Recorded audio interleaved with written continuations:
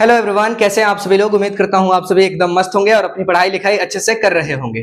तो जैसा कि आप सभी को पता है, हम लोग क्लास 12th बायोलॉजी का चैप्टर 1 पढ़ रहे हैं और चैप्टर 1 में हम लोग कुछ टॉपिक्स पढ़ चुके हैं। उसी में से अलैंगिक जनन की एक टॉपिक है जिसका नाम है खंडन। ठीक है, और इसको इंग्लिश में हम लोग फ्रेगमेंटेशन कहते हैं। ठीक है, तो चलिए आज की क्लास में हम लोग समझते हैं कि फ्रेगमेंटेशन क्या है। तो देखिए, जैसे कि आप जानते हैं कि कोई भी जीव है जो जनन मतलब जब अपने समान संतति को उत्पन्न करना चाहता है तो वो जनन करता है। ठीक है, और जनन करने के लिए वो दो तरह से जनन करता है, या तो वो अलैंगिक जनन करेगा या फिर लैंगिक जनन करेगा। तो लैंगिक में आप लोग जानते हो कि दो जीवों की आवश्यकता होती है। ठीक है, जब दो जीव मिलकर के जनन करते हैं तो उसे लैंगिक जनन कहते हैं, और जब कोई जीव अकेले ही जनन करता है तो उसे हम लोग क्या कहते हैं, लैंगिक जनन कहते हैं। और लैंगिक जनन के मुख्य तौर पर तो 6 मतलब प्रकार दिया है आपके किताब में, लेकिन इसके बहुत सारे प्रकार होते हैं। कम से कम 10-11 प्रकार तो हमें इंपॉर्टेंट है जो कि पढ़ना होता है। ठीक है, उसी में से एक प्रकार है जिसका नाम क्या है, खंडन। खंडन में देखिए क्या होता है, इसमें होता क्या है कि कुछ जीव होते हैं, जैसे कि आप लोग नाम सुने होंगे स्पाइरोगोरा का। ये जो हरे सेवाल दिखाई दे रहा है आपको, इसकी संरचना कुछ इस प्रकार की होती है। ये इस तरह के इनकी संरचनाएं होती हैं और इस तरह से इनमें ये बने होते हैं। ठीक है, ये जो संरचना आप देख रहे हो ये क्या है, स्पाइरोगोरा है। ठीक है, इसमें क्या होता है कि जनन ये जो करता है कैसे करता है, देखो ये पानी में तैरते रहता है और पानी में तैरने के दौरान ही कभी कभी क्या होता है, ये ऐसे मतलब किसी चीज से टकराता है तो ये बीच बीच से टूट जाता है। ठीक है, और जब बीच से ये टूट जाता है तो इसके टूटे हुए भाग से क्या होता है, नए जीव का निर्माण हो जाता है। जैसे कि मान लो यहाँ से ये टूटा ना, 3 भागों में टूट गया, 1 2 3 भागों में टूटा, और इन तीनों भागों से क्या हो, नए जीव का निर्माण हो जाए। जैसे इस वाले खंड से एक नया जीव बन जाए, एक नया स्पाइरोगोरा बन जाए। ठीक है, और इस वाले पार्ट से भी क्या हो, एक नया स्पाइरोगोरा बन जाए। ठीक है, और फिर इस पार्ट से भी क्या हो, एक नया स्पाइरोगोरा बन जाए। तो जनन की इस विधि को हम लोग क्या कहेंगे, जनन की इस विधि को हम लोग खंडन कहेंगे। इंग्लिश में क्या कहते हैं, फ्रेगमेंटेशन। खंडन का मतलब देखो, खंडन का मतलब क्या होता है, तोड़ना होता है। ठीक है, खंडित करना। और जब कोई जीव खंडित हो जाए और उसके प्रत्येक टूटे हुए भाग से क्या हो, नए नए जीवों का निर्माण हो जाए, तो उस विधि को हम लोग क्या कहेंगे, खंडन कहेंगे। कोई दिक्कत। एक और आप लोग का इसी तरह के विधि हमने पढ़ाया था, विखंडन। और विखंडन में क्या बताया था कि ये अमीबा है, इस अमीबा ने क्या किया, अपने शरीर को 2 भागों में तोड़ दिया। ठीक है, और उससे 2 नए जीवों का निर्माण किया, तो उसमें उसे हम लोग क्या कहते हैं, उसे हम लोग कहते हैं विखंडन। ठीक है, और 2 भागों में तोड़ेगा तो 2 विखंडन, अधिक भागों में तोड़ेगा तो 2 से अधिक भागों में तोड़ेगा तो बहुविखंडन कहते हैं। ठीक है, अब यहाँ ध्यान देने वाली बात है कि दोनों में अंतर क्या है। तो अमीबा जो होता है वो एक कोशिकीय जीव है, और एक कोशिकीय जीव अपने कोशिका को जब तोड़ता है तो उसे क्या कहते हैं हम लोग, उसे विखंडन कहते हैं। ठीक है, और जब कोई बहुकोशिकीय जीव अपने शरीर को तोड़े, तो तोड़ के और प्रत्येक खंड से नया जीव का निर्माण करे, तो उसे हम लोग क्या कहेंगे, खंडन कहेंगे। ठीक है, दोनों में आपको अंतर याद रखना है, कंफ्यूज नहीं होना है कि विखंडन और खंडन क्या है। विखंडन क्या है, विखंडन एक कोशिकीय जीवों में होता है। ठीक है, उसमें कोशिका का विभाजन होता है।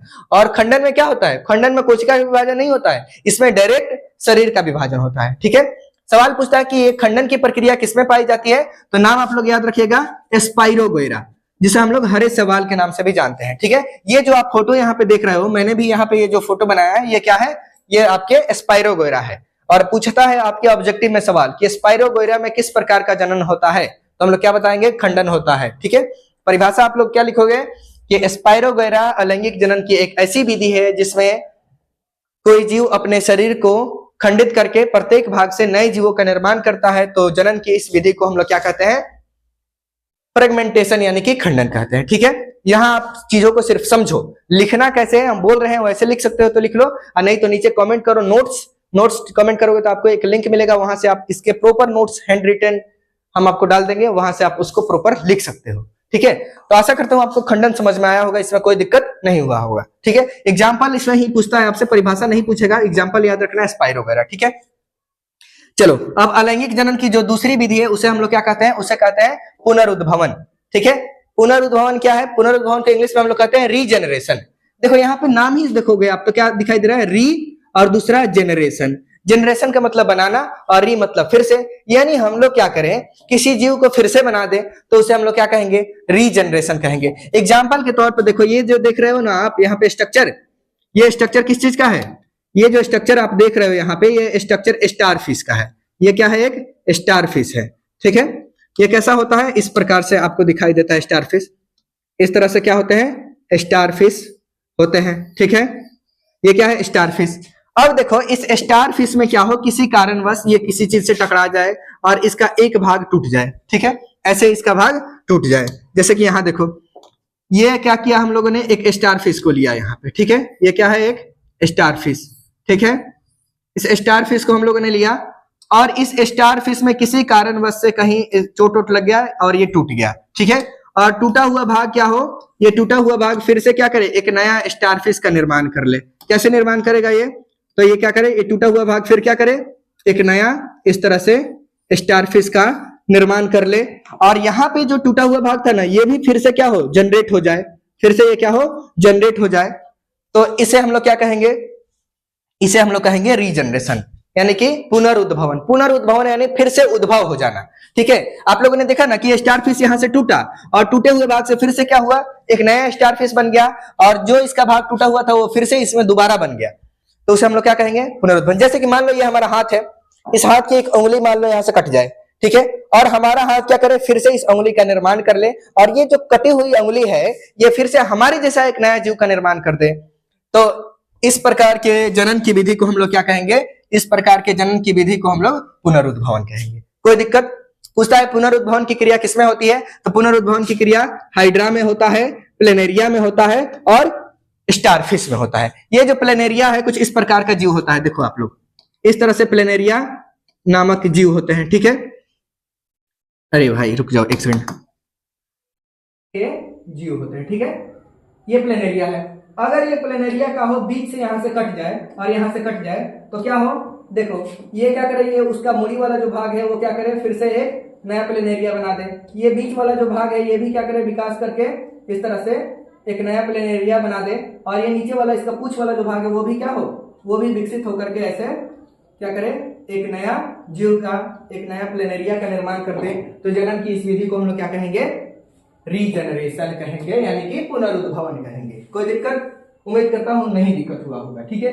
तो देखो इस चैप्टर में, चैप्टर 1 में आपसे एक भी सब्जेक्टिव क्वेश्चन नहीं पूछता है, सिर्फ ऑब्जेक्टिव पूछता है। और ऑब्जेक्टिव में अलैंगिक जनन से ऑब्जेक्टिव आपको पूछता है और अलैंगिक जनन में ऑब्जेक्टिव क्या पूछेगा, सिर्फ एग्जाम्पल पूछेगा।